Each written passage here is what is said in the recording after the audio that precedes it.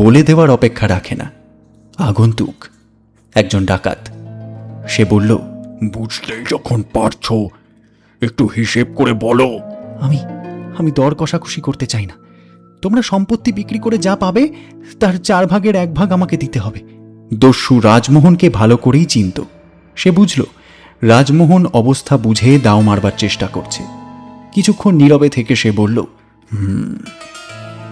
আমার কথা যদি শুনতে চাও আমি রাজি, কিন্তু অন্যদের মতও তো নেওয়া দরকার। অবশ্য তুমি জানো আমার কথায় তারা অমত করবে না। হ্যাঁ হ্যাঁ হ্যাঁ, তা আমি জানি, কিন্তু কিন্তু আমার আরেকটা কথা আছে। মাল সরিয়ে ফেলবার আগে আন্দাজ একটা দাম ধরে আমাকে নগদ তার 1/4 ভাগ দিতে হবে। অবশ্য বিক্রি করতে গিয়ে যদি দাম কম পাও আমি টাকা ফেরত দেব, আর বেশি পেলে তোমরা বাকিটা পরে দেবে। বেশ বেশ বেশ, তাতে আর কথা কি। কিন্তু কিন্তু আমাদের আর একটা শর্ত আছে, আর একটা কাজ তোমাকে করতে হবে।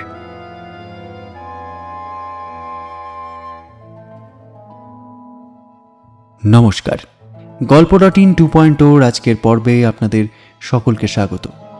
আমাদের আজকের গল্প বঙ্কিমচন্দ্র চট্টোপাধ্যায়ের লেখা রাজমোহনের স্ত্রী প্রথম পর্ব। আজকের গল্প পাঠে আমি সৌমজিৎ। শুরু হচ্ছে আজকের গল্প রাজমোহনের স্ত্রী প্রথম পর্ব।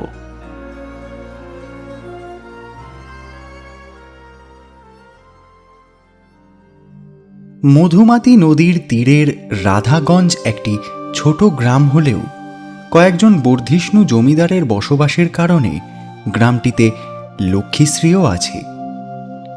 একদা চৈত্র মাসের এক অপরাহ্নে 18 বছর বয়সী এক তরুণী এই গ্রামের অতি ক্ষুদ্র এক পর্ণকুটিরে দুপুরের ঘুম থেকে জেগে উঠে প্রসাধনে রত হল। স্বভাবত এই কাজে স্ত্রীলোকেরা প্রচুর সময় নষ্ট করে থাকে, কিন্তু এই তরুণী মোটেই সেরকম করল না। একখানা টিনের ভাঙা আয়নায় আঙুল পরিমাণ চিরুনি এবং বড় একটা তেলের শিশি এবং খানিকটা জলের সাহায্যে প্রসাধন সেরে তরুণী কপালে সিঁদুর পড়ল এবং পানের রাগে ঠোঁট দুটো রাঙিয়ে কলসি কাঁধে গজগমনে গ্রামের পথে বের হলো। কিন্তু সোজা গ্রামের পুকুরঘাটে উপস্থিত না হয়ে তরুণী দরজার বাঁশের ঝাঁপ তুলে কোনো এক প্রতিবেশীর বাড়িতে প্রবেশ করল। সেখানে 4টে চালা ঘর, মাটির ভিটে এবং ঝাঁপ দিয়ে তৈরি বেড়া, তকতকে ঝকঝকে উঠোন, এবং ঘরগুলো গৃহকর্ত্রীর পরিপাটির পরিচয় দিচ্ছিল। উঠোনের 4 কোণে 4টি ঘর, 3টির দরজা উঠোনমুখী, চতুর্থটি বহির্মুখী, অর্থাৎ আগের 3খানি অন্দরের জন্য এবং চতুর্থটি বৈঠকখানা। সদর বাড়ির মণ্ডপের সামনের উঠোনে কিছু বেগুন এবং শাক জন্মেছিল। বাড়ির চারিদিকে লড়ঝড়ে বেড়া, দরজার ঝাঁপ। সুতরাং এই ঘরে প্রবেশ করতে তরুণীকে বেগ পেতে হল না। প্রবেশ করেই সে সরাসরি অন্দরের দিকে গেল। সেখানে 2টি প্রাণী ছাড়া আর কাউকে দেখা যাচ্ছিল না। দুপুরের ঘুম সেরে অন্য গৃহিণীরা সম্ভবত এদিক ওদিক ছড়িয়ে পড়েছিলেন। 2টি প্রাণী, একটি 18 বছরের যুবতী, অন্যটি 4 বছরের এক শিশু। তরুণী কাপড়ের ওপর ফুল তুলতে ব্যস্ত ছিল। শিশুটি আপন মনে খেলা করছিল। সে এক অপূর্ব খেলা। পাশে থাকা দোয়াতের সবখানে কালি এক্কেবারে মুখে মেখে তার আনন্দের সীমা ছিল না। বড় ভাই পাঠশালায় যাওয়ার সময় অসাবধানতাবশত দোয়াতটি সেখানে ফেলে গিয়েই থাকবে। দুষ্টু শিশু দাদার ভুলের সদ্ব্যবহার ভালোভাবেই করছিল। আগন্তুক তরুণী পাশের মাটিতে বসে পড়ে জিজ্ঞাসা করল, কি করছিস লো? আনন্দে তরুণীর মুখে হাসি দেখা দিল। বলল, কি ভাগ্য, দিদিরাজ এত দয়া, না জানি কার মুখ দেখে আজ উঠেছি। অভাগীও হাসল, হেসে বলল, কার মুখ দেখে উঠবি আবার? রোজ যার মুখ দেখিস তার মুখই দেখিস। কিন্তু এই কথায় যুবতীর মুখ হঠাৎ কালো হয়ে উঠল। অভাগী অপ্রস্তুত হল। তারও মুখের হাসি মিলিয়ে গেল। অভাগী যে 30 বছর বয়সী একথা আগেই বলেছি। সে শ্যামবর্ণা, তবে কালো নয়, কিন্তু খুব ফর্সাও নয়। মুখশ্রী নিতান্ত সুন্দর নয়, আবার কোনো অংশ চোখের অপ্রীতিকরও নয়। তার মধ্যেও কিছুটা চঞ্চল মাধুর্য ছিল, এবং চোখের হাসি হাসি ভাবে সেই মাধুর্য আরও মধুর হয়েছিল। দেহে যে অলঙ্কারগুলো ছিল তা সংখ্যায় খুব বেশি নয়, কিন্তু এক একটির ওজন অনেক। যে শঙ্খবণিক সেই বিশাল শাখা তৈরি করেছিলেন তিনি বিশ্বকর্মার অতিবৃদ্ধ প্রপৌত্র কিনা তাতে সন্দেহ নেই। অলঙ্কার পরিহিতা এই নারীর পরনে একখানা মোটা শাড়ি ছিল। শাড়িটি যেন জাঁকজমকের ওপর রাগ করেছিল, তাই সে পথে অনেক কাল চলাফেরা করেনি। 18 বছর বয়সীর কোমল অঙ্গে এত বেশি অলঙ্কার ছিল না। প্রকৃতপক্ষে তার কথাবার্তায় আগের জনের মতো কোনো কণ্ঠ বিকৃতি দেখা যেত না। এতে স্পষ্ট বোঝা যাচ্ছিল যে এই অপূর্ব সুন্দর তরুণী পদ্ম শুধু ধুতি তীরজাতা নয়, ভাগীরথী তীরের রাজধানীর কাছাকাছি কোনো স্থানে জন্মেছে এবং লালিত পালিত হয়েছে। তরুণীর রক্তাভ ফর্সা রং মনোকষ্ট বা গভীর চিন্তাভারে কিছুটা ম্লান হয়েছিল। তবুও যেমন মধ্যাহ্ন সূর্যের কিরণে পদ্ম অর্ধেক উজ্জ্বল এবং অর্ধেক শুষ্ক হয়, রূপসীর গায়ের রঙের জ্যোতি সেই রূপ কমনীয় ছিল। অত্যন্ত ঘন চুলগুলো অযত্নে শিথিল খোঁপার বাঁধনে কাঁধের ওপর বাঁধা ছিল। তবুও অনেক চুল সেই বাঁধনে থাকতে রাজি না হয়ে ললাট এবং গাল ঘিরে ছিল। প্রশস্ত উন্নত কপালে টানা ভ্রুজোড়া লজ্জায় কাঁপছিল।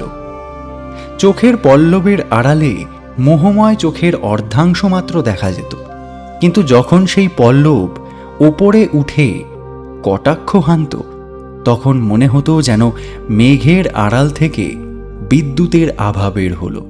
কিন্তু সেই যৌবনদীপ্ত তীক্ষ্ণ দৃষ্টিক্ষেপেও চিন্তাকুলতা বোঝা যেত, এবং তার ছোট ঠোঁট দুটো দেখলেই বোঝা যেত হৃদয়ে কত সুখ দুঃখ বিরাজ করছে।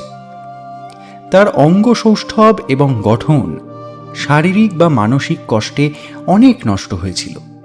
তবুও পরনের পরিষ্কার শাড়িখণ্ডের ভেতরে যা অস্পষ্টভাবে দেখা যাচ্ছিল তার অনুরূপ শিল্পকর্ম কখনো তৈরি হয়নি।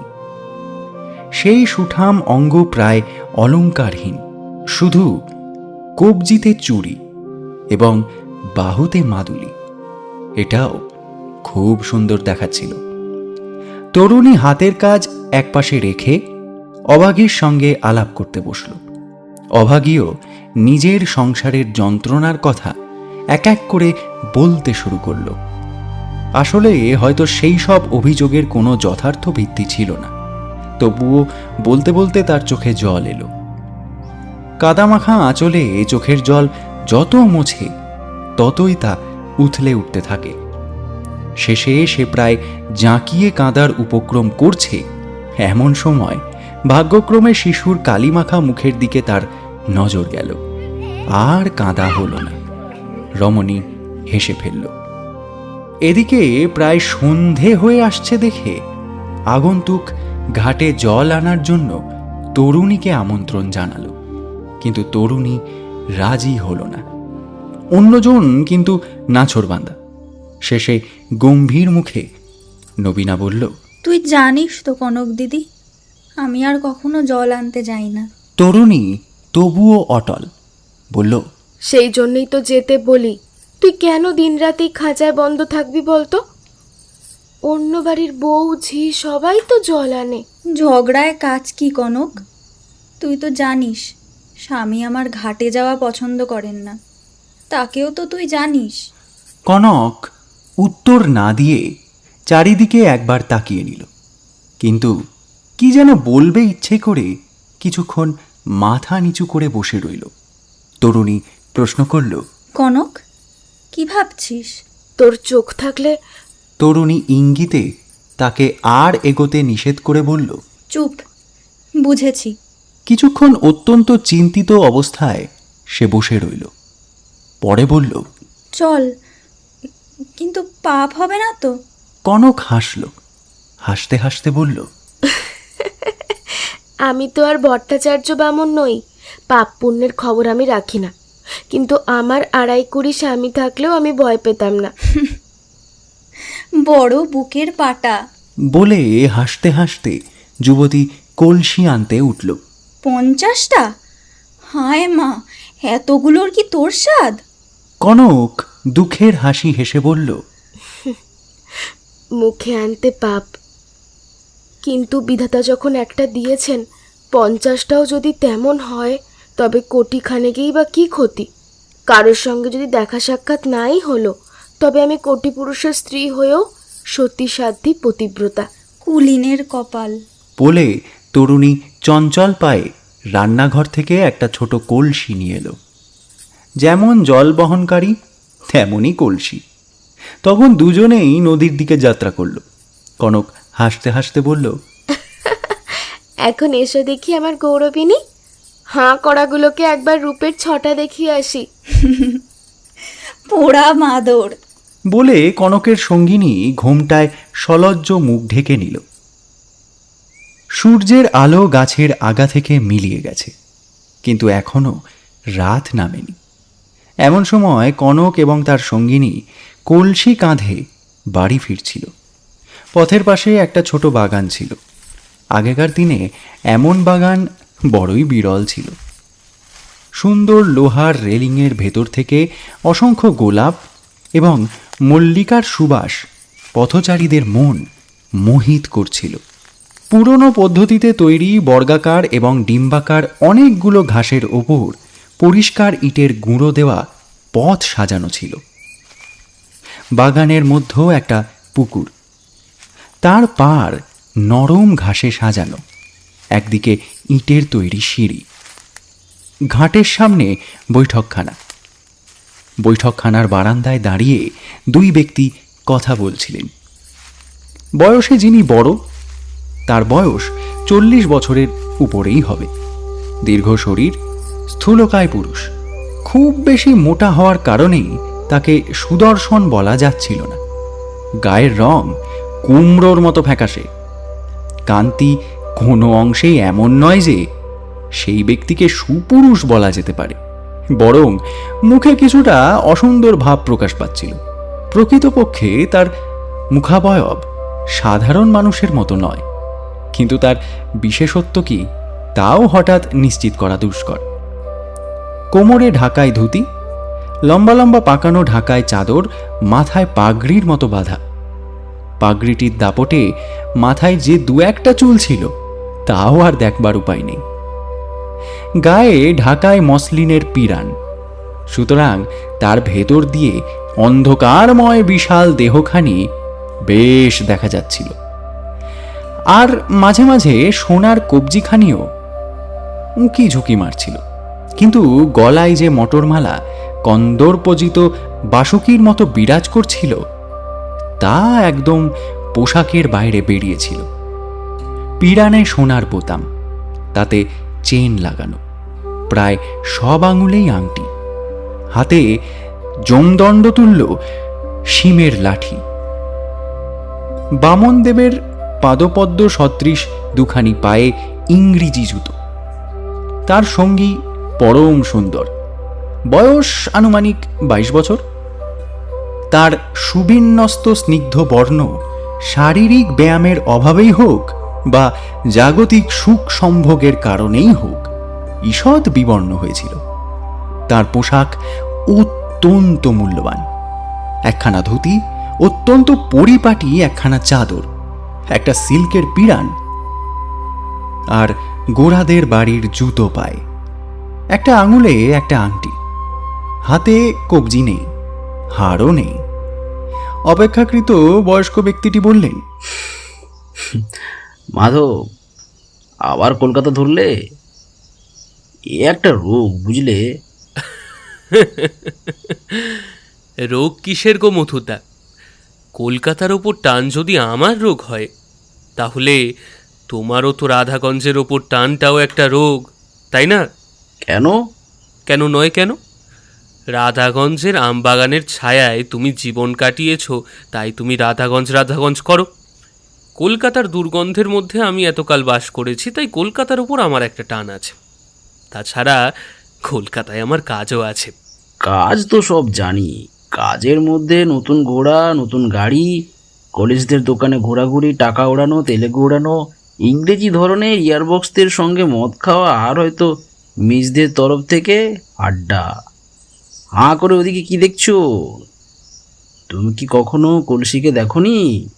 নাকি ওই মেঘের টুকরোটা আকাশ থেকে পড়েছে? তাই তো বটে, ওর সঙ্গে ওটি কে? মাধব লজ্জিত হল, কিন্তু লজ্জা গোপন করে কথা ঘুরিয়ে দেওয়ার জন্য বলল, হাহ, কনকের কপালে বিধাতা যে এত দুঃখ লিখেছেন, তবুও ও হাসছে। মথুর কিন্তু এতে থামল না। সে কনকের সঙ্গিনীর পরিচয় জানতে চাইল। মাধব নিজেও তখনও পর্যন্ত জানত না সে কে, কারণ রমণীর মুখ ঘোমটায় ঢাকা ছিল। সেও কিন্তু কম মুগ্ধ হয়নি। রমণীর গতিভঙ্গি অপূর্ব, দেহের কিছু কিছু আভাসও পাওয়া যাচ্ছিল।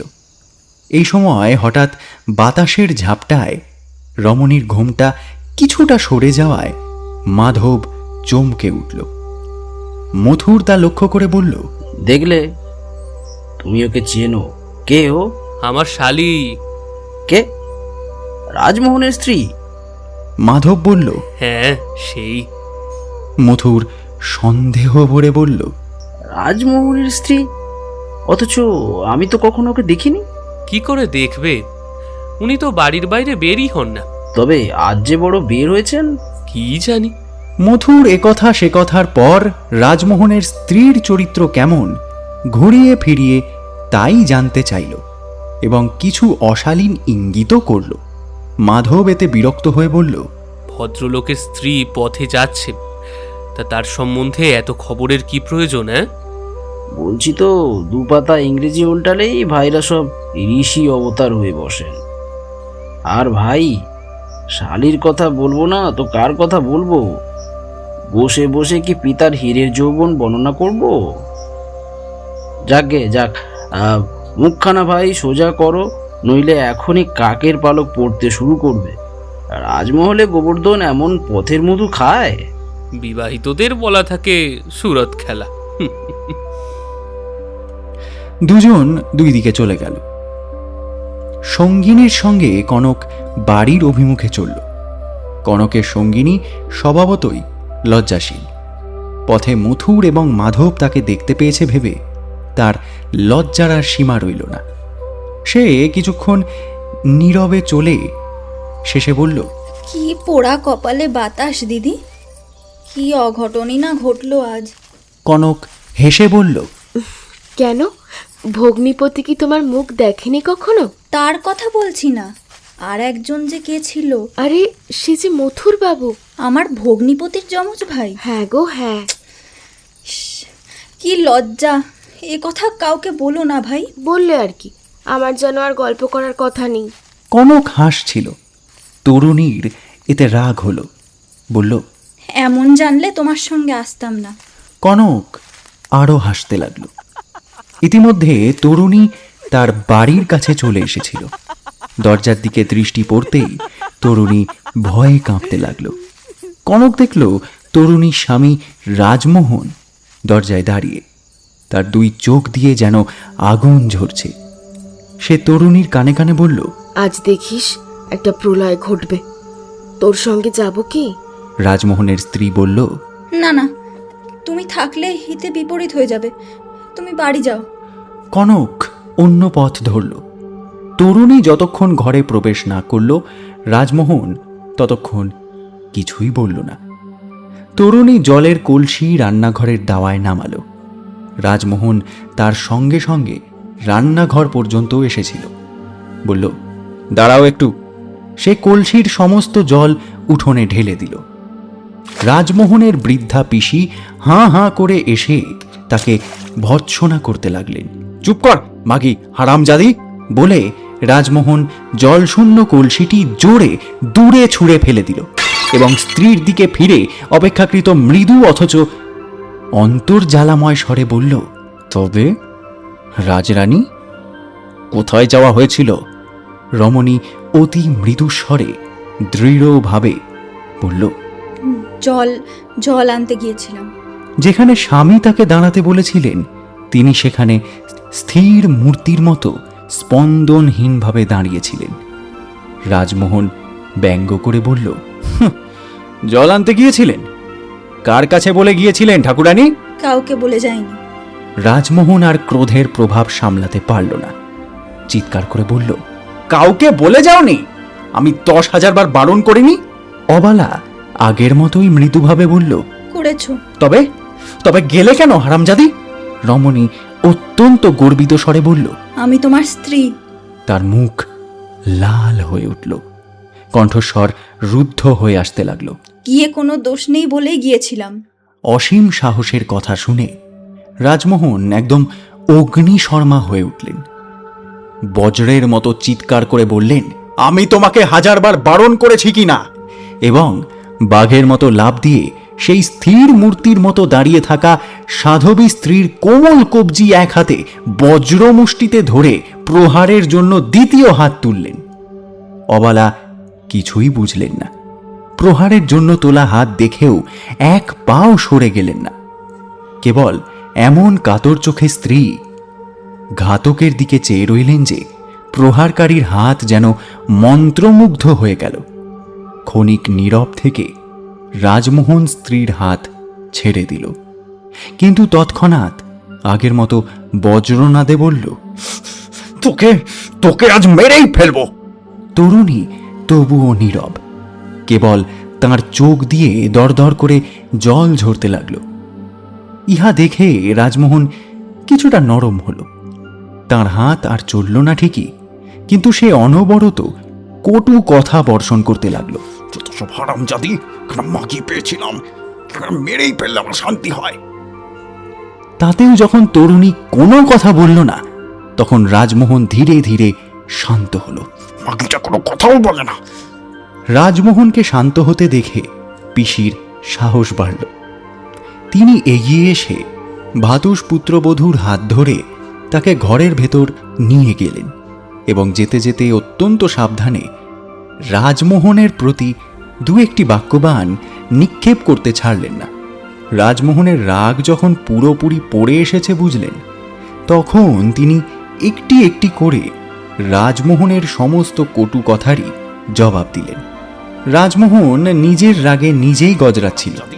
পিসির বাক্যবাণের প্রতি সে খুব একটা নজর দিল না।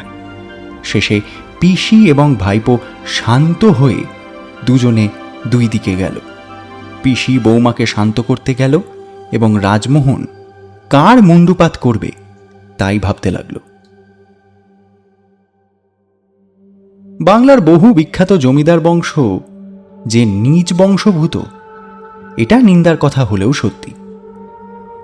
বংশীবদন ঘোষ পূর্ববঙ্গের এক বৃদ্ধ জমিদারের খানসামা ছিল। এই জমিদারের নাম এবং বংশ এখন উভয়ই বিলুপ্ত হয়েছে। প্রথম বিবাহ নিষ্ফল হওয়ায় জমিদারটি বুড়ো বয়সে দ্বিতীয়বার বিয়ে করেন, কিন্তু সন্তানের মুখ দেখে বাঁচা এবং মরা কোনোটিই তার ভাগ্যে ছিল না। অবশ্য তিনি যে বস্তুটিকে এই বৃদ্ধ বয়সে সবচেয়ে কাম্য মনে করতেন তা তার ভাগ্যে জুটেছিল। একটি যুবতী এবং সুন্দরী স্ত্রী তিনি পেয়েছিলেন। একথা সত্য যে তার 2 জীবনসঙ্গিনীর পরস্পর কলহ বিবাদে প্রায়ই তার পারিবারিক শান্তিতে বিঘ্ন ঘটত, কারণ বয়স্কা যিনি, তিনি প্রতিক্ষণ উচ্চ কণ্ঠে ঘোষণা করতেন যে আগে এসেছে তার দাবি আগে। এ বিষয়ে সংশয় থাকতে পারে না। বৃদ্ধ কিন্তু এ বিষয়ে নিঃসংশয় হতে পারলেন না। গতিবিধি যখন খুবই খারাপ, তখন এমন একজন মধ্যস্থ এসে বিচার নিষ্পত্তি করে দিলেন যে কারোর কিছু প্রশ্ন করবার রইল না। বড়োর নিঃসংশয় দাবি যথাযথ স্বীকার করে তিনি তাকে ইহলোক থেকে সরিয়ে দিলেন। বৃদ্ধ এবং তার তরুণী ভার্যা নিশ্চিত হলেন ঠিকই, কিন্তু এই ঘটনা যেন বৃদ্ধকে সতর্ক করে দিয়ে গেল। তিনি মনে মনে অনুভব করলেন তাঁর ডাক পড়তেও আর বেশি দেরি নেই। পুত্রমুখ দেখার কোনো সম্ভাবনাই আর রইল না। বৃদ্ধের মন এই ভেবে তিক্ত হয়ে গেল যে তাঁর এই বিশাল সম্পত্তি এমন সব লোকের ভোগে আসবে যাদের তিনি চেনেন না বললেই চলে। পত্নীর জীবিতকাল পর্যন্তও না হয় সম্পত্তি তাঁর হাতছাড়া হতে পারবে না, কিন্তু আইন তাকে স্বামীর সম্পত্তি হতে সামান্য ভরণ পোষণের উপযোগী একটা ভাতা ছাড়া আর কিছুই নিতে দেবেন না। তার অবর্তমানে তার যুবতী পত্নী যাতে সম্পত্তির পুরো মালিক হতে পারেন, বৃদ্ধ সে বিষয়ে অবহিত হলেন। যুবতী পত্নীর পরামর্শ এবং যুক্তি তাকে চালিত করতে লাগল। এই বিষয়ে নিজের ভাগ্যের ভবিষ্যৎ সম্বন্ধে এই যুবতীর অত্যন্ত পরিষ্কার ধারণা ছিল বলে সে স্বামীকে দিয়ে ভবিষ্যতের পথ নিষ্কণ্টক করতে লাগল। সমস্ত স্থাবর সম্পত্তিকে অস্থাবর করবার দিকে বৃদ্ধ ঝোঁক দিলেন। জমিদারিকে যতটা পারেন নগদ টাকা এবং অস্থাবর সম্পত্তিতে তিনি রূপান্তরিত করতে লাগলেন। নগদ টাকা সম্বন্ধে তার এই লোভ এতটাই বৃদ্ধি পেয়েছিল যে তিনি যেদিন মৃত্যুমুখে পতিত হলেন, তার উত্তরাধিকারিণী সেদিন যে বিপুল ধনসম্পত্তির মালিক হয়ে বসল, স্থাবর জোতজমা তার অতি সামান্য অংশ মাত্র।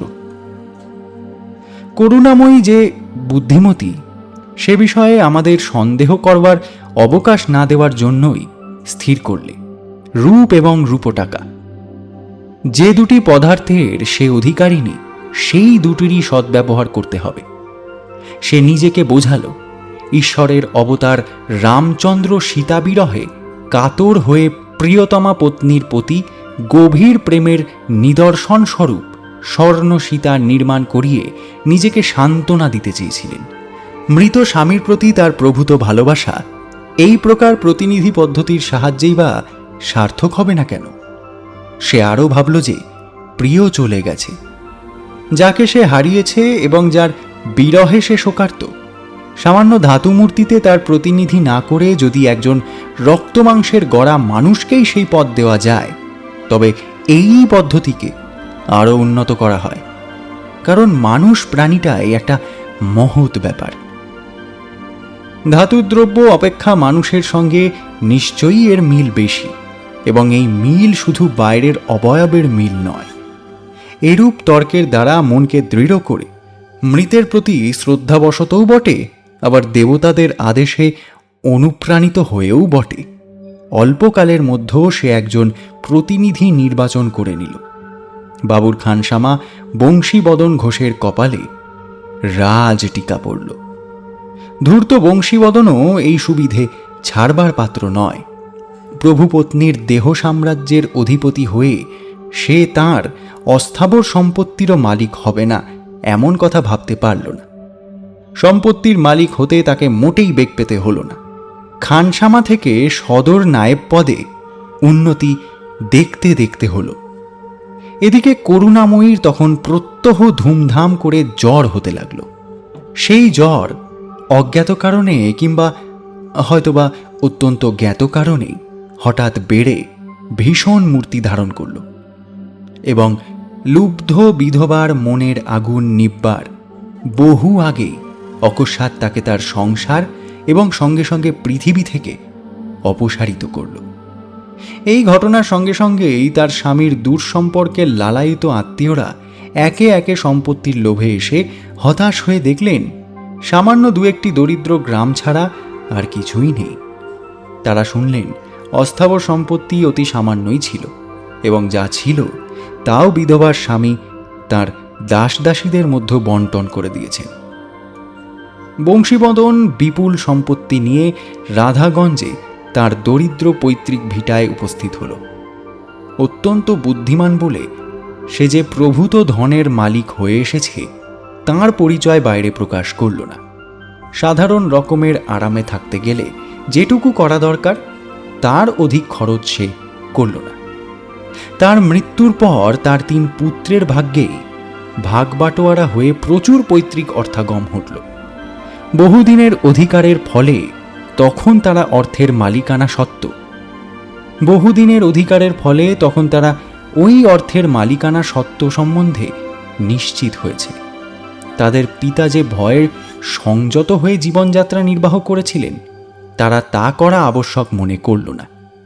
তারা জমিদারি কিনতে লাগলো, বড় বড় ইমারত নির্মাণ করালো এবং তাদের অর্থের অনুপাতে আড়ম্বর এবং জাঁকজমক বাড়িয়ে চলল।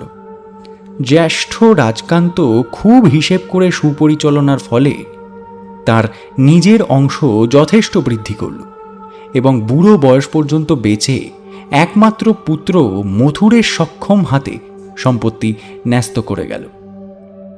মথুরের সঙ্গে ইতিপূর্বেই শ্রোতাদের পরিচয় হয়েছে। পাশ্চাত্য সভ্যতার প্রকোপে দেশের প্রাচীন রীতিনীতির যে পরিবর্তন সাধিত হচ্ছিল রাজকান্তর তা ভালো লাগতো না। সে বারংবারই ইংরেজি স্কুলে পুত্রের শিক্ষা দেওয়ার বিরুদ্ধে ছিল, কারণ এই ইংরেজি স্কুলগুলোকে সে শুধু অনাবশ্যক মনে করেই ক্ষান্ত ছিল না, এদের দ্বারা দেশের সত্যিকার ক্ষতির আশঙ্কা করত। মথুর বাল্যকাল থেকেই পিতাকে জমিদারি পরিচালনায় সাহায্য করত এবং জাল জুয়াচুরি এবং প্রজাশাসন ইত্যাদি ব্যাপারে খুব পাকা হয়ে উঠেছিল। বংশীবদনের দ্বিতীয় পুত্র রাজকীময়ের ভাগ্য ছিল সম্পূর্ণ অন্যরকম। সে স্বভাবতই অলস এবং অমিতব্যয়ী ছিল বলে অল্পকালের মধ্যে নানা চারিত্রিক গোলযোগের সৃষ্টি করল। তার বাড়ি এবং বাগান ছিল সবচাইতে জাঁকালো, কিন্তু তার স্থাবর সম্পত্তির আয় ছিল না বললেই হয়, এবং চারিত্রিক এমন অধঃপতন আর কারোর ছিল না। তার চারপাশে একদল ফন্দিবাজ মোসাহেব জুটে নানা ফন্দি ফিকিরে তার বিশ্বাসী হয়ে উঠেছিল। অবস্থা যখন খারাপ তখন তারা নিজেদের কল্পিত কোনো বিশেষ ব্যবসায় যোগদান করলে কিভাবে অবস্থা ফেরানো যেতে পারে সে বিষয়ে রং চড়িয়ে নানা কথা বলে তাকে প্রলুব্ধ করল। রাজকীময় তাদের উপদেশ গ্রহণ করল এবং নিজেকে সম্পূর্ণ তাদের হাতে ছেড়ে দিয়ে কলকাতায় বাঁশ উঠিয়ে আনল। বলা বাহুল্য, পরামর্শদাতারা একটু একটু করে ব্যবসায় সে যে টাকা ঢেলেছিল তার সবটুকুই গ্রাস করে তাকে এমন অবস্থায় এনে ফেলল যে অল্পকাল পরেই তার ব্যবহৃত এবং অবহেলিত স্থাবর সম্পত্তি নিলামে চলল। রাজকীময়ের শহরে বাস করার একটা ফল হয়েছিল ভালো। শহরের লোকেদের দেখাদেখি সে তার ছেলের কলকাতায় যতটা সম্ভব ততটা শিক্ষার ব্যবস্থা করে দিয়েছিল। হিন্দু পিতার যা প্রধান কাম্য, এক অপরূপ সুন্দরী বালিকার সঙ্গে ছেলের বিবাহ দিয়ে সে কামনায় সে চরিতার্থ করেছিল। কলকাতার নিকটবর্তী কোনো গ্রামের এক দরিদ্র কায়স্থ বড়াই করত যে দেবতা তাকে যে অমূল্য সম্পত্তির অধিকারী করেছেন তাঁর তুলনা মেলে না। রূপে, গুণে, কর্তব্যবুদ্ধিতে এবং বিনম্র ব্যবহারে তার 2 মেয়ের জোড়া নেই। কিন্তু যে অদৃষ্ট দেবতা কোমল প্রাণ বাঙালি ঘরের অপরূপ সুন্দরী এবং অতি কোমলপ্রাণা বালিকাদের সঙ্গে অতি অপদার্থদের যোগ ঘটিয়ে থাকেন, তিনি তার জ্যেষ্ঠ কন্যা সহৃদয়া এবং সুন্দরী মাতঙ্গিনীকে বুনো রাজমোহনের বাহুবন্ধনে নিক্ষেপ করেছিলেন। বিবাহ হওয়ার পরেও মাতঙ্গিনীর পিতার বিশ্বাস ছিল যে বর মাতঙ্গিনীর অনুপযুক্ত হয়নি। রাজমোহন তখন পুরো জওয়ান, বয়সের চর্বণ সত্ত্বেও তখন তা হারাবার প্রয়োজন হয়নি। রাজমোহন দেখতে সুপুরুষ ছিল না, কিন্তু লোকে তখন কিশোর বর খুঁজতে গেলেই সৌন্দর্য দেখত। যৌবনে যে পা দিয়েছে তেমন বরের চেহারার দিকে লক্ষ্য দেওয়া হতো না। পাশের গ্রামেই তাঁর বাস ছিল। বিবাহ হয়ে গেলেও কন্যা যে পিতার নিকট হতে বহুদূরে বিচ্ছিন্ন হয়ে পড়বে না, এই বিবাহের পক্ষে ইহাও একটা কারণ ছিল। রাজমোহনকে যারা জানত তারা তার সবল দেহ এবং অপরিময় দেহশক্তিকে হিংসা করত এবং সপ্রশংস দৃষ্টিতে তাকে না দেখে পারত না। সে অত্যন্ত কর্মক্ষম এবং পরিশ্রমী ছিল এবং কোনো কিছুতেই পশ্চাৎপদ হতো না বলে তার পিতা তার জন্য কিছুই না রেখে যাওয়া সত্ত্বেও এবং তাকে মোটেও শিক্ষা দীক্ষা না দিতে পারলেও সে কখনো অভাব অনটনে কষ্ট পেত না।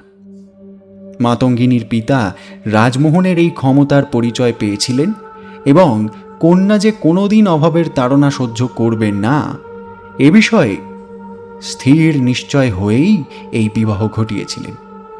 দ্বিতীয় এবং অপেক্ষাকৃত ভাগ্যবতী কন্যা হেমাসুন্দরী বালক মাধবের বধূ হল। মাধবের পিতা রাজকীময় মাধবের কলেজের পাঠ সম্পূর্ণ হওয়ার পূর্বেই মৃত্যু মুখে পতিত হন। মাধব পিতার মৃত্যুতে কপর্দকহীন হতো, কিন্তু সকলের অজ্ঞাতসারে এমন একটা ঘটনা ঘটল যা তাকে এই দুর্দশা থেকে রক্ষা করল।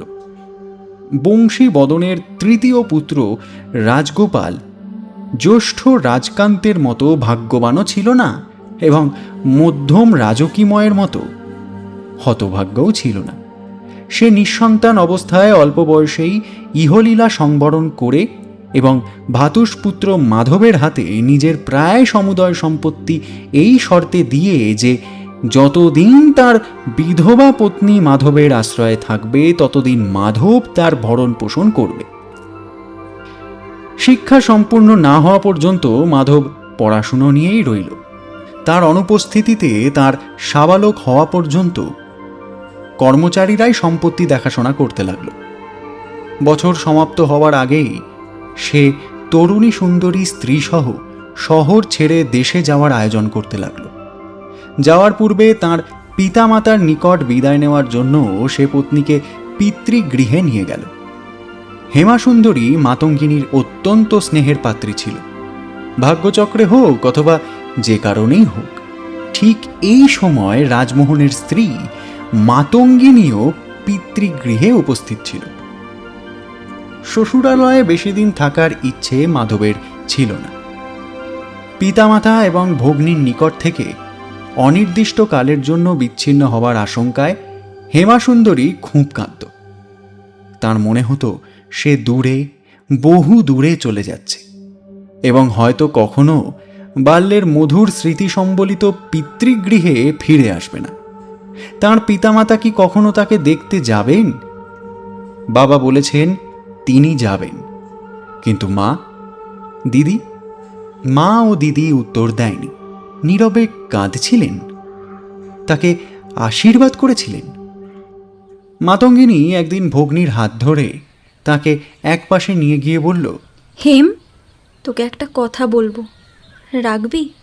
হেমাসুন্দরী জবাব না দিয়ে ডাগর কালো চোখের বিস্ময়ে আয়ত দৃষ্টি মেলে দিদির দিকে চাইল।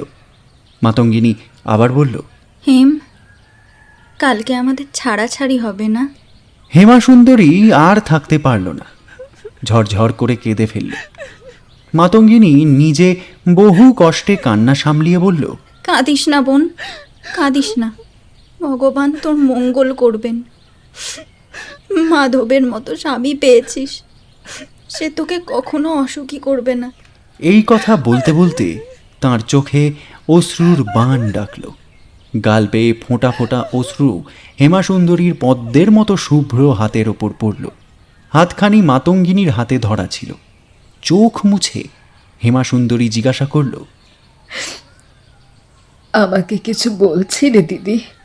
হেম, আমি বড় গরিব, এত গরিব, তবু শুধু নিজের জন্যে হলে তোকে কিছু বলতাম না। কিন্তু আমার স্বামী, সে যাই হোক বোন, ভগবান তাকে ওভাবেই গড়েছেন, তবু সে আমার কাছে সব। তার জন্য আমাকে ভাবতে হয়। সে এখন বেকার বসে আছে, অবস্থা ভারী খারাপ। তার হয়ে মাধবের কাছে তোকে কিছু বলতে বলেছে, পারবি? পারবো না কেন দিদি, কিন্তু কি বলবো? বলবি যদি সে তার একটা চাকরি জুটিয়ে দিতে পারে, এমন কিছু যাতে সংসারটা অন্তত চলে যায়। নিশ্চয়ই বলবো দিদি। হেমাসুন্দরী প্রতিশ্রুত হল তারপর দুই বোন অন্য বিষয় নিয়ে কথা বলতে লাগলো। কিন্তু হেমাসুন্দরী দিদির প্রতি স্নেহের প্রাবল্যে এমন একটা কাজের ভার দিল যা সে কিভাবে করে উঠবে ভেবে পেল না। তার বয়সটা এমন কাঁচা যে হে বয়সে আমাদের দেশের মেয়েরা স্বামীর সঙ্গে ভালো করে কথাই বলতে পারে না, এমন একটা বিষয় নিয়ে কথা তো বলেই না। তবুও সে মন স্থির করে স্বামীকে তার দিদির সঙ্গে যে কথাবার্তা হয়েছিল তা বলে ফেলল। মাধব সাধ্যমতো চেষ্টা করবে বলল। রাজমোহন গোয়ারদের স্বাভাবিক এবং সংকোচবশত সরাসরি ভাইরা ভাইয়ের নিকট নিজের প্রয়োজনের কথা না জানিয়ে সাধারণত দরিদ্র আত্মীয়রা যে পথের আশ্রয় নেয় সেই পথে সারি রাজ্যের প্রতিনিধির আশ্রয় নেওয়াই যুক্তিযুক্ত মনে করেছিল। মাধব কিন্তু রাজমোহনকে নিজের জবাব দেবে স্থির করল এবং পরের দিন প্রাতঃকালে রাজমোহনের সঙ্গে এই বিষয়ে কথাবার্তা শুরু করল। সে যতটা সম্ভব বিনীতভাবে রাজমোহনের বর্তমান অবস্থা এবং কাজকর্মের সম্বন্ধে প্রশ্ন করল।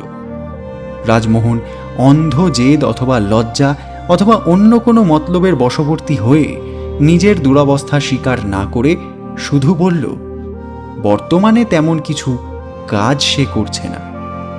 মাধব তখন তাকে জানালো যে তার জমিদারির কিয়দাংশের পরিচালনার ভার নিতে পারে এমন একজন বিশ্বাসী কর্মী এবং আত্মীয়ের সাহায্য তার আবশ্যক, এবং রাজমোহনের যদি রাধাগঞ্জে গিয়ে বাস করবার কোনো আপত্তি না থাকে তবে এই আত্মীয়ের কাজটুকু করে দেওয়ার জন্য সে তার সাহায্য প্রার্থনা করে। রাজমোহন জবাব দিল, তা হয় না ভায়া, এদের রেখে যাব কার কাছে? সে কথা কি আর না ভেবে বলেছি নাকি? রাধাগঞ্জেই একটা ভালো দেখে বাড়ি ঠিক করে দেব। রাজমোহন ভাইরা ভাইয়ের দিকে তীব্র ক্রুদ্ধ দৃষ্টিপাত করল, বলল, রাধাগঞ্জে গিয়ে থাকবো? না না, অসম্ভব, তার চাইতে জেলখানায় পচে মরা ভালো। বলেই রাগে গড়গড় করতে করতে সে চলে গেল। মাধব রাজমোহনের এই অকারণ ক্রোধ দেখে বিস্মিত হল, কিন্তু কিছু বলল না। রাজমোহনের কিন্তু বাইরে বের হওয়ার মতো অন্য পথ ছিল না। তার স্ত্রীরও অজ্ঞাত এমন একটা কারণ ছিল যে জন্য অবিলম্বে বাসস্থান পরিবর্তন তার পক্ষে নিতান্ত প্রয়োজন হয়েছিল, কিন্তু সে রাধাগঞ্জে যাওয়ার কথা ভাবেনি। সে দারিদ্র্যের দোহাই দিয়ে আবেদন করেছিল বটে, কিন্তু আবেদনের মূলে দারিদ্র্যের হাত সামান্যই ছিল। মাধবের প্রস্তাবে সে অত্যন্ত বিরক্ত হয়েছে এরূপ ভাব প্রকাশ করল। চাদর নিয়ে সে বাড়ির বাইরে হয়ে গেল। মধ্যাহ্নের খরোত্তপ্ত ফাঁকা মাঠের পথে সে এক নাগাড়ে চলতে লাগল। দৌড়াচ্ছে বললেই যেন ঠিক বলা হয়। কোথাও সে দাঁড়ালো না, কারোর সঙ্গে সে কথা বলল না। ঘন্টার পর ঘন্টা চলে গেল, রাজমোহন ফিরল না। অবশেষে যখন সে ফিরে এলো তখন সে গম্ভীর, মুখে বিরক্তির চিহ্ন পরিস্ফুট। সে সপরিবারে রাধাগঞ্জে যাওয়াই স্থির করেছে। সে মাধবকে তার সংকল্পের কথা নিতান্ত ভদ্রভাবে বলল না। মাধব তার যাওয়ার আয়োজন করবার সুবিধে দেওয়ার জন্য আরও কিছুদিন থেকে গেল, এবং আয়োজন সম্পূর্ণ হলে সকলে মিলে শহর ত্যাগ করে অল্প দিনের মধ্যেই রাধাগঞ্জে পৌঁছালো। রাজমোহনের ব্যবহার যত কর্কশী হোক, যে অভদ্রতার সঙ্গেই সে তার সাহায্য গ্রহণ করে থাকুক, মাধব তার প্রতি অতি সুন্দর ব্যবহার করতে লাগল। বুনো ভাইরা ভাইয়ের দুর্নীতিপরায়ণ অকৃতজ্ঞ চরিত্রের কথা জেনেও শুধু মাতঙ্গিনীর অকারণ দুর্ভাগ্যের প্রতি সে সহানুভূতি দেখাবার জন্য মাত্র একখানি গ্রামের তদারকির ভার রাজমোহনের হাতে ছেড়ে দিল বটে, কিন্তু তার মোটা মাসোহারার বন্দোবস্ত করে দিল। রাজমোহনের জন্য একটা বাড়িও নির্মিত হলো। এই বাড়ির কথাই গল্পের প্রথমে বর্ণনা করা হয়েছে। মাধব রাজমোহনকে জনমজুরের সাহায্যে চাষ করবার উপযুক্ত জমি দিল।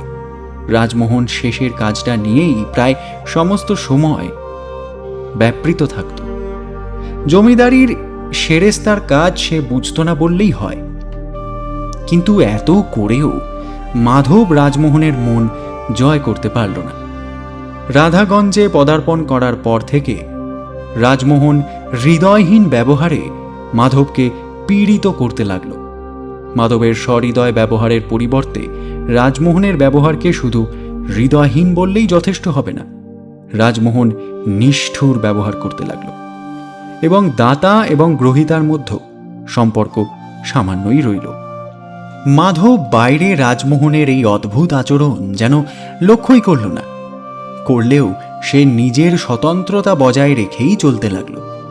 কিন্তু এই অকৃতজ্ঞ ব্যক্তির প্রতি সমান দাক্ষিণ্য দেখাতে সে কুণ্ঠিত হল না। দুই পক্ষের এই মনোভাবের ফলে পরস্পর অত্যন্ত স্নেহশীল দুই বোনের মেলামেশার অবকাশ অত্যন্ত কমে গেল। মাধব জ্যাঠতুতো ভাইয়ের নিকট থেকে বিদায় নিয়ে বাগান থেকে ফিরে দেখে একটা লোক জরুরি মার্কা একখানা চিঠি নিয়ে তাঁর অপেক্ষা করছে।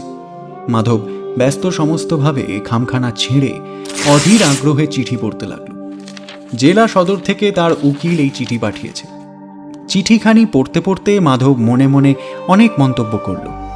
মাধব পড়ল, মহাশয়, অধীন সদরে থেকে বিশেষ যত্ন সহকারে হুজুরের মামলা পরিচালনার কাজে নিযুক্ত আছে এবং সবকটিতেই যে জয়লাভ ঘটবে অধীন এরূপ আশা পোষণ করে।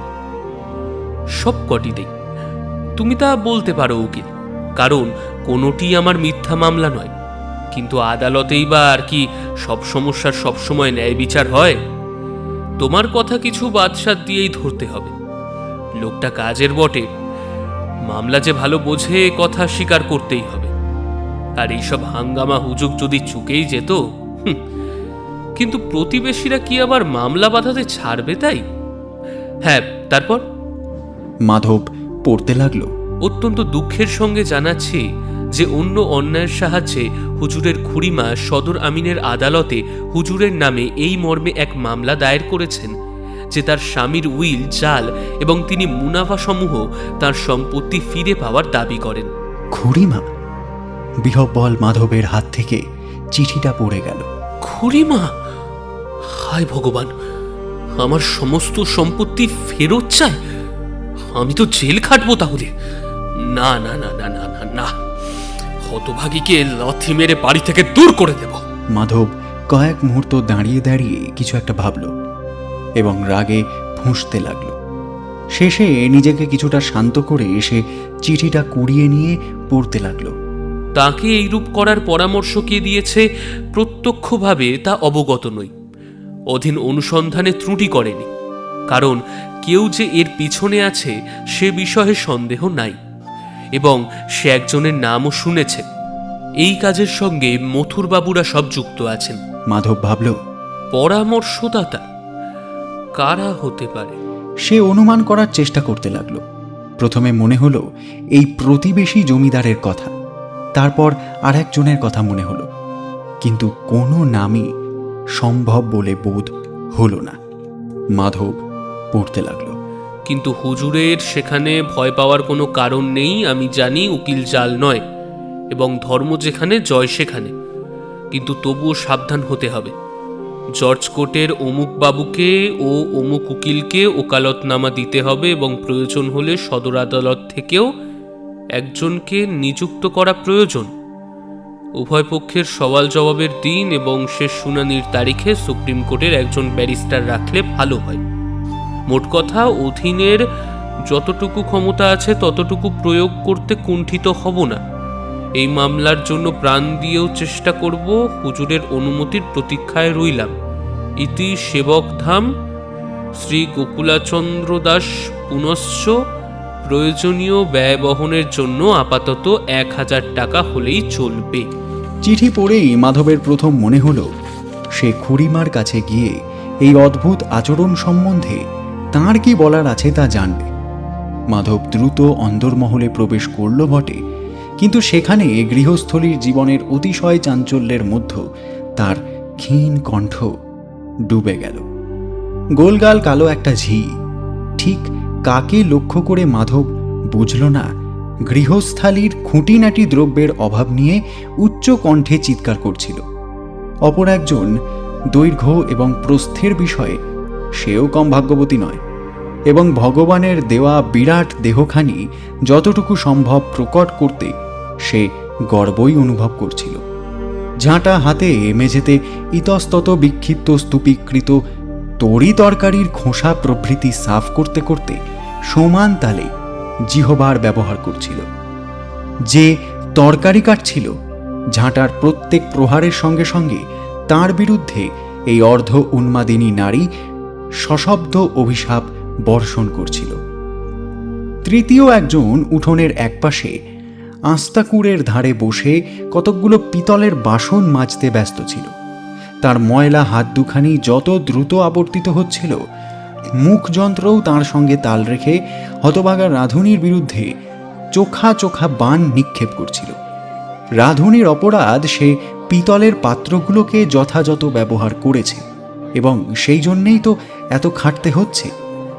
রন্ধনকারিণী স্বয়ং তখন এই দৃশ্য থেকে কিছু দূরে একজন বয়স্কা নারী, সম্ভবত বাড়ির কর্ত্রী বা গৃহিণীর সঙ্গে রাতের রান্নার ঘিয়ের পরিমাণ বিষয়ক অত্যন্ত লোভী প্রসঙ্গে একটু উত্তপ্ত হয়ে লিপ্ত ছিল বলে বাসন মাজা ঝি তার ঐহিক এবং পরলৌকিক জীবন সম্বন্ধে যে ভয়াবহ আলোচনা করছিল তা শুনতে পাচ্ছিল না। ব্যঞ্জন প্রস্তুতকারিণী সাধবী প্রয়োজনের ঠিক দ্বিগুণ ঘি চাইছিলেন, কারণ নিজের ব্যবহারের জন্য খানিকটা ঘি গোপনে না সরালে চলবে কেন? অন্য কোণে রাতের আহারের ব্যবস্থা যে লোভনীয় হয়েছে তার প্রমাণস্বরূপ অতি মধুর ঘসঘসে শব্দ সহযোগে বাটিতে মাছ কাটা হয়ে আগের ধার্মিকা রন্ধনকারিণীর দুঃখের কারণ ঘটাচ্ছিল। দালান এবং বারান্দায় এদিক ওদিক মাটির প্রদীপ জ্বালিয়ে ছোট ছোট হাতে ধরে কয়েকটি শিশুমূর্তি নিঃশব্দে না হলেও মধুর ঝঙ্কার তুলে দ্রুত যাতায়াত করছিল। রূপার মলের রুনুঝুনু আওয়াজ এবং হঠাৎ বা ততোধিক মধুর কণ্ঠে তাদের পরস্পরকে আহ্বানের শব্দ কানে আসছিল। সম্পূর্ণ উল্লঙ্গ একজোড়া শিশু এই অবসরে নিজেদের বীরত্ব প্রমাণ করবার জন্য পরস্পরের চুল ধরে ছেঁড়ার ব্যর্থ প্রয়াস করছিল। এই সমস্ত আবর্জনার মধ্যেও তাদের বেমানান মনে হচ্ছিল না। ছাদের এক কোণে বসে একদল বালিকা সশব্দে আগডুম বাগডুম খেলায় মত্ত ছিল। মাধব ক্ষণকাল হতাশভাবে দাঁড়িয়ে রইল। এই প্রচণ্ড কোলাহলের মধ্যেও তার কথা শুনবে কে? শেষে যখন অসহ্য হলো, সে বলল, আরে এই মাগিরা, এই এই এই তোরা থাম, একটু কথা বলতে দে। এই অল্প কয়েকটি কথাই যেন জাদুমন্ত্রের কাজ করল। গৃহস্থলীর অনির্দিষ্ট আসবাবপত্রের অভাব সম্বন্ধে যার উচ্চকণ্ঠ এতক্ষণ বায়ুমণ্ডল আলোড়িত করছিল, একটা বিপুল আর্তনাদের মাঝেই সে থেমে গেল। সেই গোলগাল কালো দেহখানি আর দেখা গেল না। ঝাঁটা হস্তে হিংস্রতা শ্রীমতীর হাত থেকে প্রচণ্ড অস্ত্রখানি খসে পড়ল। সর্পাহতের মতো মুহূর্তকাল সেখানে দাঁড়িয়ে সে দ্রুত পদে তার অর্ধ উল্লঙ্গ মেদভার কোনো অন্ধকার কোণে লুকোবার প্রয়াস করল। পিতলের বাসন মাজবার কাজে যে ব্যস্ত ছিল, তার কণ্ঠের মধুর অভিশাপ বাণী অসম্পূর্ণই রয়ে গেল। তার বাহু এবং জিহবার আবর্তন সম্পূর্ণ না হতেই থামল। মৎস্যকুলের নিধন সাধনে যে ব্যস্ত ছিল সেও খানিক বাধা পেল, এবং যদিও সাহস সঞ্চয় করে পুনরায় সে কাজে মনোনিবেশ করল, তেমন আওয়াজ আর তার কণ্ঠ থেকে নিঃসৃত হল না। রন্ধনশালার অধিষ্ঠাত্রী দেবীর ঘৃত বিষয়ক প্রস্তাব অসম্পূর্ণ রয়ে গেল বটে, কিন্তু তাড়াহুড়োতে পালাতে গিয়ে সে ভুলক্রমে ঘিয়ের পাত্রটাই নিয়ে গেল, যার সামান্য অংশের জন্যই এতক্ষণ বাঘবিতণ্ডা হচ্ছিল। এই সমস্তই নানাবিধ ঘটনা ঘটতে লাগল। ইতিপূর্বে যে দৃশ্যের কলকোলাহলের তুলনা ছিল না, সেই দৃশ্যই হঠাৎ একদিন নীরব হয়ে গেল। শুধু ঘরের প্রবীণা গৃহিণী শান্ত স্থিরভাবে গৃহকর্তার সামনে দাঁড়িয়ে রইলেন। প্রবীণাকে সম্বোধন করে মাধব বলল, তা মাসি, ব্যাপার কি? বাড়িতে বাজার বসেছে যে? মাসি প্রশ্রয় মাখা স্নেহের হাসি হেসে বলল, 5 জন মেয়ে এক জায়গায় হলে যা হয় তাই হচ্ছে বাবা। চেঁচামেচি তো ওদের স্বভাব। মাধব তার কাছে খুড়িমার খোঁজ করল। সেই কথা তো আমিও ভাবছি বাপু। সকাল থেকেই তাকে দেখতে পাচ্ছি না। সকাল থেকে তো দেখতে পাচ্ছি না, কথাটা তাহলে দেখছি সত্যি? কি সত্যি বাবা? আহ, এমনি কিছু নয় মাসি, তোমাকে পরে বলবো। তা তিনি গেলেন কোথায়? জিজ্ঞেস করে দেখো তো কেউ তাকে দেখেছে কিনা। মাছ ও পিতলের বাসন নিয়ে যারা ব্যস্ত ছিল তাদের সম্বোধন করে প্রবীণা বললেন, অম্বিকা, শ্রীমতী, তোরা কি তাকে দেখেছিস? মৃদু কণ্ঠে তারা না জবাব দিল। প্রবীণা বললেন, আশ্চর্য, তারপর যেন দেওয়ালকে সম্বোধন করেই বললেন, কেউ দেখেনি তাকে। দেওয়ালের ওপাশ থেকে কেউ একজন জবাব দিল, স্নানের সময় তাকে বড় বাড়িতে দেখে এসেছি। প্রবীণা বিস্মিত হয়ে বললেন, বড় বাড়িতে? মাধব বলে উঠল। বড় বাড়িতে? মথুর দাদার বাড়িতে? মাধব হঠাৎ যেন ব্যাপারটি বুঝতে পারল। অর্ধস্ফুট স্বরে বলল, মথুর দাদা? তাহলে কি তিনি এসব করাচ্ছেন? না না, তা হতে পারে না। আমি অন্যায় সন্দেহ করছি। পরক্ষণেই একটু উচ্চকণ্ঠে উপস্থিত স্ত্রীলোকদের একজনকে সম্বোধন করে মাধব বলল, বড় বাড়িতে গিয়ে দেখো, সেখানে যদি খুড়িমা থাকেন তাকে এক্ষুনি আসতে বলো। যদি তিনি আসতে না চান তার কারণও জেনে এসো। 1-8 বছরে কত পরিবর্তনই না ঘটেছে। সেই উচ্চ কলকণ্ঠ কোথায় যেন মিলিয়ে গেছে। যে মুখগুলোকে মাতঙ্গিনী ভালোবাসত, যাদের স্মৃতি তার অন্তরে সযত্নে রক্ষিত ছিল, সেগুলো পর্যন্ত যেন কোথায় অন্তর্হিত হয়েছে। সেই স্মিত হাসি, সেই স্নেহ বিজড়িত কণ্ঠস্বর, হায় রে!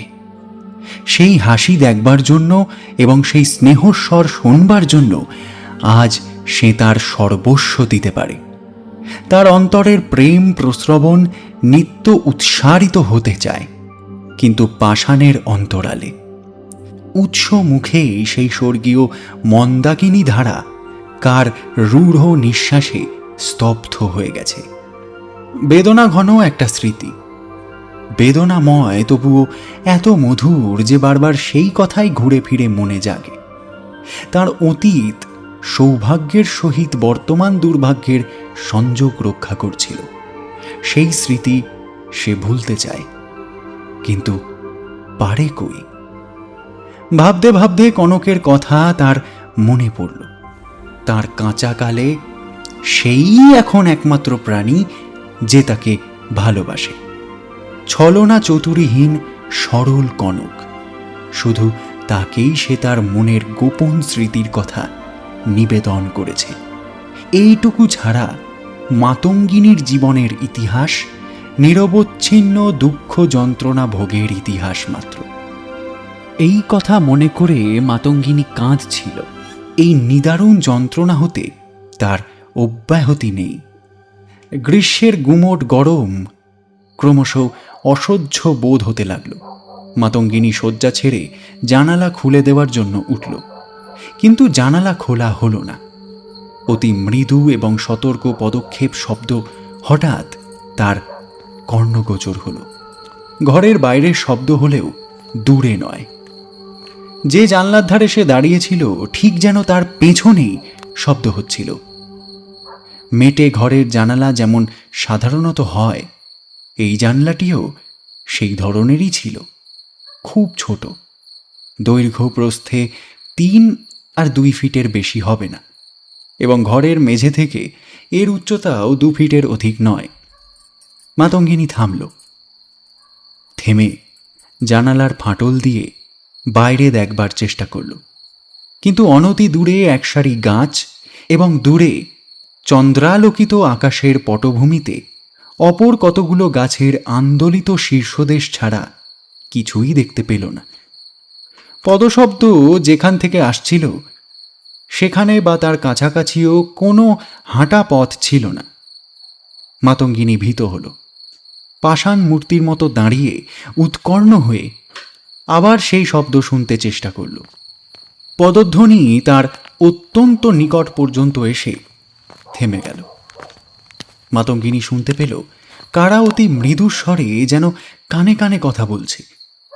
কথোপকথনকারীদের মধ্যেও একজনের কণ্ঠ তার স্বামীর কণ্ঠ বলে চিনতে পারায় মাতঙ্গিনীর কৌতূহল ভয়ঙ্কর বেড়ে গেল। এই কণ্ঠ অপেক্ষাকৃত উচ্চস্বরে কথা বলছিল। মাতঙ্গিনী এবং এদের মধ্যে তখন একটা সামান্য মেটে দেওয়াল ছাড়া অন্য ব্যবধান ছিল না বলে একদম স্পষ্ট সব কথা শুনতে না পেলেও বক্তাদের উদ্দেশ্যে বুঝবার মতো সব কিছুই শুনতে পাচ্ছিল। পরস্পর কিঞ্চিত বাক্য বিনিময় হওয়ার পর একজন বলল, এত জোরে কথা বলো কেন? তোমার বাড়ির লোক শুনতে পাবে যে। মাতঙ্গিনী গলার আওয়াজে বুঝল রাজমোহন বলছেন এত রাতে কেউ জেগে নেই। আগে দেখো, দেওয়ালের কাছ থেকে একটু সরে গিয়ে কথা বললে হয় নাকি? যদি কেউ জেগে থাকেও আমাদের কথা সে শুনতে পাবে না। না হে না, তোমার কথা যদি সত্যিও হয়, কেউ যদি জেগেও থাকে, তাহলে আমরা এই জায়গাতেই সবচেয়ে নিরাপদ আছি। দেওয়ালার গাছের আড়ালে বাড়ির ভেতর থেকে কেউই আমাদের দেখতে পাবে না। জানলার ফাটল দিয়েও এখানটা দেখা যায় না। এত রাতে যদি কেউ বাইরে আসে তাহলেও আমাদের দেখতে পাওয়ার সম্ভাবনা কম। ঠিক ঠিক। আগে ওই ঘরটায় কে থাকে? সে খোঁজে তোমার কাজ কি? তোমাকে তোমাকে বলতে বাধা নেই, এটা আমার শোবার ঘর। আমার স্ত্রী ছাড়া এই ঘরে আর কেউ নেই। আরে আরে, তোমার স্ত্রী তো জেগেও থাকতে পারে। আরে ঘুমোচ্ছে নিশ্চয়ই। দাঁড়াও দাঁড়াও, তবুও দেখে আসি, তুমি এখানেই দাঁড়াও। মাতঙ্গিনী শুনল পায়ের শব্দ ধীরে ধীরে দূরে যাচ্ছে। মৃদু নিঃশ্বাস পদসঞ্চারে সে শয্যার কাছে গিয়ে অত্যন্ত সতর্কর সঙ্গে তার ওপর উঠল। আঁচলের খসখস শব্দও শোনা গেল না। তারপর অত্যন্ত সন্তর্পণে ঘুমন্ত মানুষ যেভাবে শুয়ে থাকে ঠিক সেইভাবেই শুয়ে পড়ে চোখ বুজল। রাজমোহন তার শোবার ঘরের দরজা অবধি এসে মৃদুভাবে তাতে আঘাত করল। কেউ দরজা খুলল না। ধীরে ধীরে তার স্ত্রীর নাম ধরে ডাকল, মাতু, মাতু, মাতু জেগে আছো? মাতু, মাতঙ্গিনী। তাতেও কোনো ফল হল না।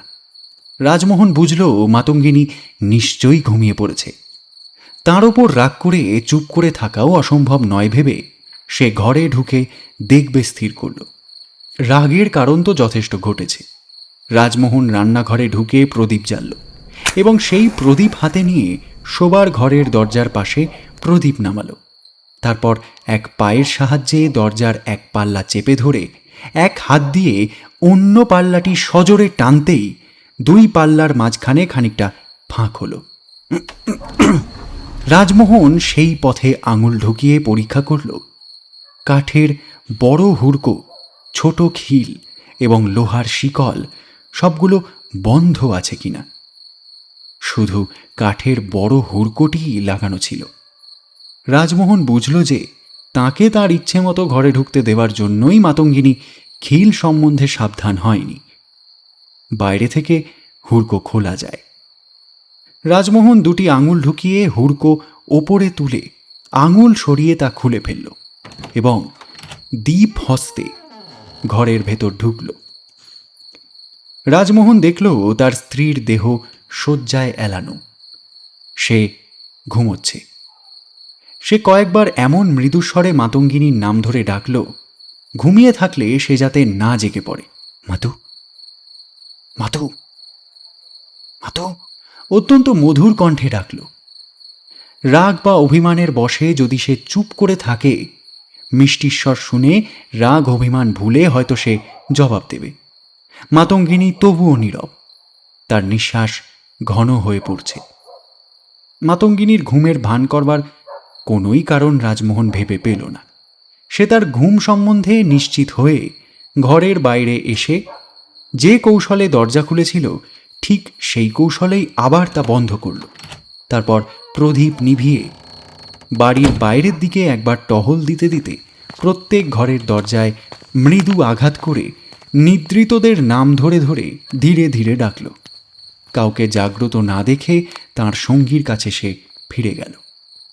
স্বামীর পদশব্দ মেলাতে না মেলাতেই মাতঙ্গিনী শয্যা ত্যাগ করে আবার নিঃশব্দ পদসঞ্চারে জানলার ধারে এসে দাঁড়িয়ে আবার কথোপকথন শুনল।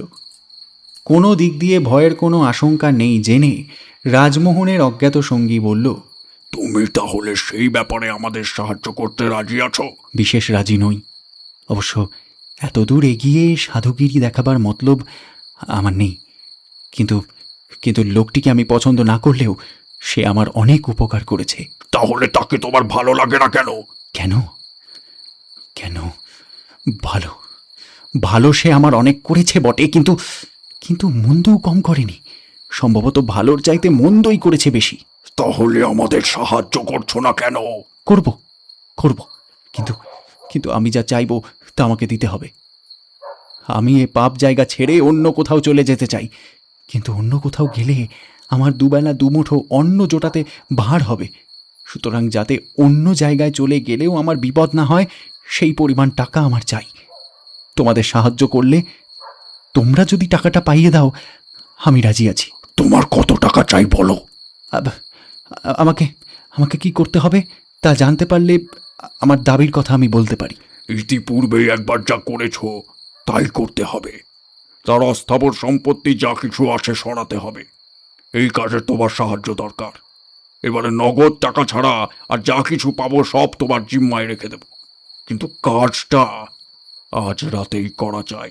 হ্যাঁ হ্যাঁ হ্যাঁ, বুঝতে পারছি, কিন্তু কিন্তু আমার সাহায্য তোমাদের কতখানি দরকার সে খবর আমার কাছে লুকোলে তোমাদের বিশেষ সুবিধে হবে না।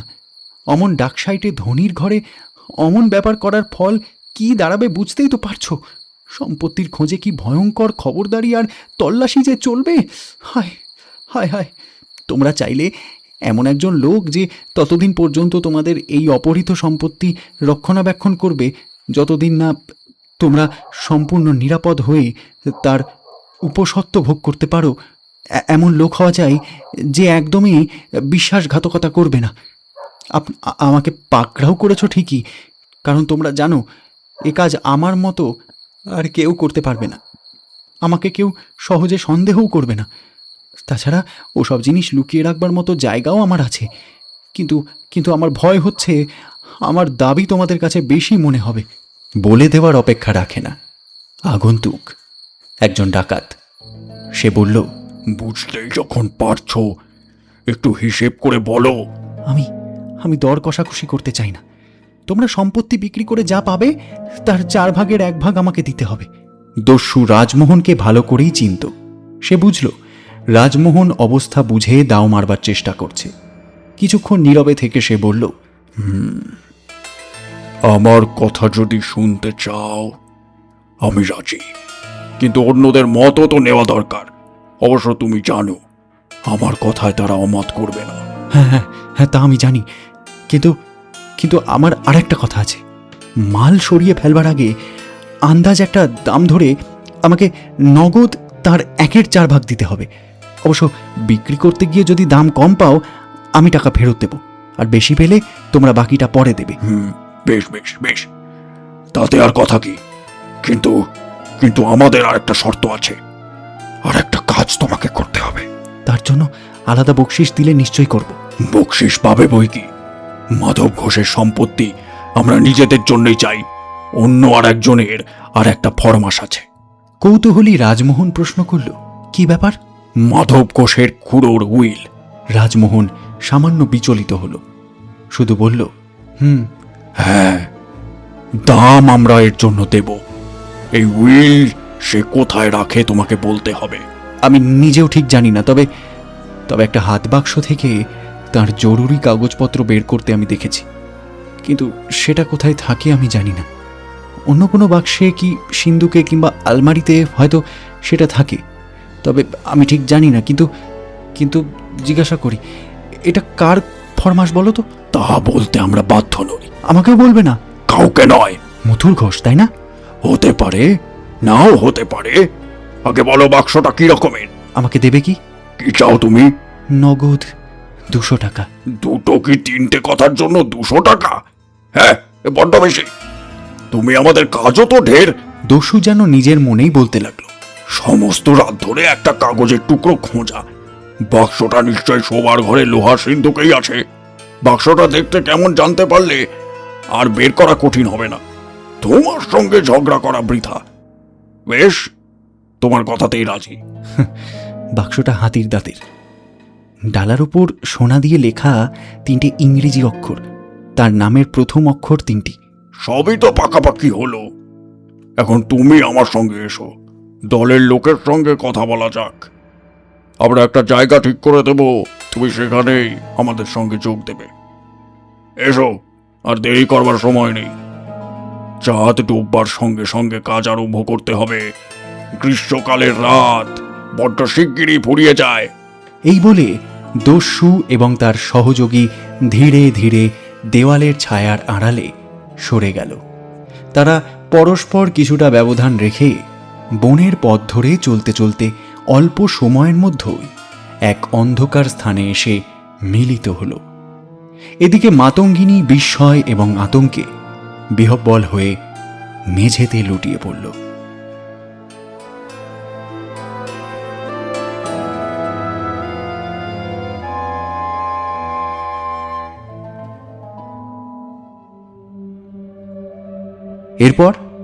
এরপর কি হলো জানতে হলে শুনতে হবে রাজমোহনের স্ত্রী 2য় পর্ব পরের সপ্তাহে। ততক্ষণ শুনতে থাকুন আমাদের বাকি গল্পগুলো। ভালো থাকবেন, সুস্থ থাকবেন। ধন্যবাদ।